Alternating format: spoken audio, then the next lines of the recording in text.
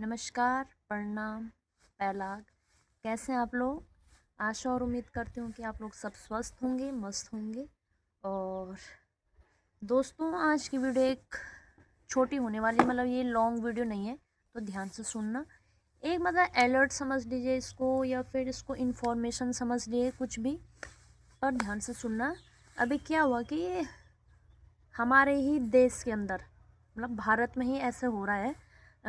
उत्तराखंड की बात है ये, हमारे देश में उत्तराखंड की ही बात है। देहरादून की बात है। दो दोस्त थे, पढ़ने के लिए दूसरे शहर से यहाँ आ रखे थे, देहरादून में आ रखे थे। तो वो दोनों दोस्त शाम को मार्केट में जा रखे, इधर घंटा घर पलटन बाज़ार बोलते जिसको, उधर के साइड वो लोग शाम को घूमने के लिए गए। दो फ्रेंड थे वो, ठीक है, पढ़ने के लिए आ रखे थे। तो कुछ ग्रुप में लड़के थे, तो उन लड़कों ने उनको बोला, उन दो लड़कों को बोला जो यहाँ पढ़ने के लिए आ रखे हैं देहरादून में, चाइनीज़ मोमो, चाइनीज़ आ रखे हैं, ऐसे उनको मतलब एक क्या कर रहे थे, वो परेशान कर रहे थे पीछे से, मतलब बोलते ना टॉन्ट टाइप का। उनको बहुत देर से परेशान कर रहे थे वो, मार्केट में चिल्ला रहे थे मोमो मोमो मोमो करके, चाइनीज़ चाइनीज़ ऐसे करके, कि चीन से आ रखे हैं, ऐसे हैं वैसे हैं। उन दो लड़कों ने बोला नहीं, हम मतलब अदर उसके नहीं हैं, हम भारत के ही हैं, हम चाइनीज़ नहीं हैं, हम उत्तराखंड के ही हैं, ठीक है, मतलब हम बाहर से नहीं आ रखे, हम यहीं के, हम इसी देश के हैं, ठीक है। वो और ज़्यादा बोलने लगे उनको, नहीं ये तो चाइनीज़ हैं चाइनीज़ हैं चाइनीज़, ऐसे करके बोलने लगे उनको। तो इन दो लड़कों को भी गुस्सा आ गया, तो धीरे धीरे ये बात बहस में बदल गई, ठीक है। और वो बहस बहुत ज़्यादा बढ़ गई, आर्ग्यूमेंट्स, उन जो ग्रुप के लड़के थे जो इन दोनों को परेशान कर रहे थे, वो इनके लिए बोल रहे, और ये बहस बहुत ज़्यादा छिड़ गई। उनको भी गुस्सा आ गया उन दो लड़कों को कि नहीं, हम भारत के ही हैं। तो कुछ देर बाद ये छोटी सी जो आर्ग्यूमेंट थी, ये जो बहस थी, ये हाथापाई में बदल गई, ठीक है। मतलब ये हाथापाई, मार धाड़ होने लग गई वहाँ घंटा घर में।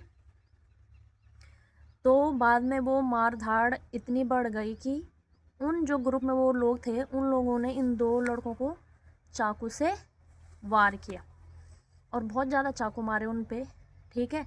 और जो ये लड़का था इनमें से एक, उसके पापा बीएसएफ में ऑन ड्यूटी थे उस टाइम, मतलब ड्यूटी पे थे वो, बीएसएफ में थे वो।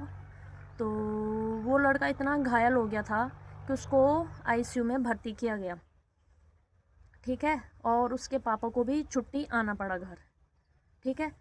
16 दिन तक वो लड़का अपनी सांसों से लड़ता रहा, ठीक है, मतलब बहुत गंभीर हालत हो गई थी। तो आईसीयू में जब भर्ती रहा तो 16 दिन तक वो बेचारा जैसे तैसे काटे उसने 16 दिन। उसके बाद लास्ट 16वें दिन के लास्ट शाम को उसके शरीर ने जवाब दे दिया, ठीक है। और ये उसके पापा के सामने हो रहा था। उसके पापा को कैसा लगा उस टाइम?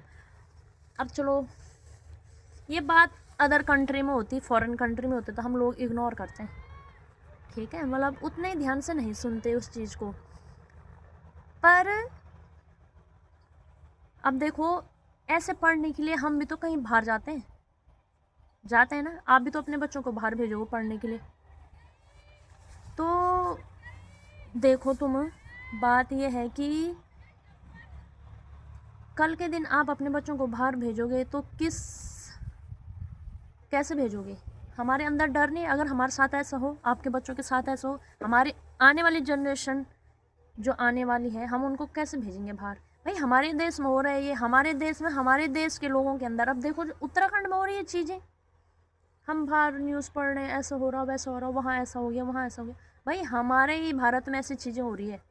तो देखो, कल के दिन आप भी अपने बच्चों को, बहुत से बच्चे देखे होंगे कि हम अपने बच्चों को वहाँ भेज रहे पढ़ने के लिए। अब डर से रह गया ना एक अंदर, सेफ नहीं है भाई। देखो दुनिया कितनी ख़राब हो चुकी है, हर मामले में देख लो तुम, क्राइम में देख लो, लड़कियों के मामले देख लो, फैमिली मैटर देख लो, ये देख लो, ये हो गया वो हो गया, क्या चल रहा है पता नहीं। पर देख लो तुम, इतनी सी बहस इतनी बढ़ गई वो कि उसको जान गंवानी पड़ी।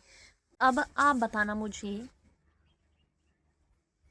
ये जो हुआ मैटर हुआ, इसका जिम्मेदार कौन है?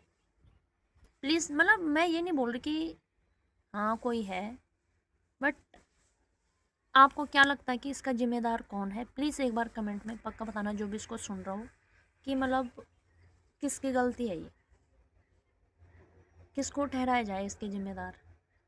ठीक है, कल के दिन मैं भी जाऊँगी पढ़ने, ये भी जाएगा, वो भी जाएगा, तुम भी जाओगे, हमारे साथ ऐसा हो गया, मतलब हम सेफ़ नहीं समझ रहे आपको, तो इसका ज़िम्मेदार किसको ठहराया जाए। प्लीज़ एक बार आप लोग पक्का बताना।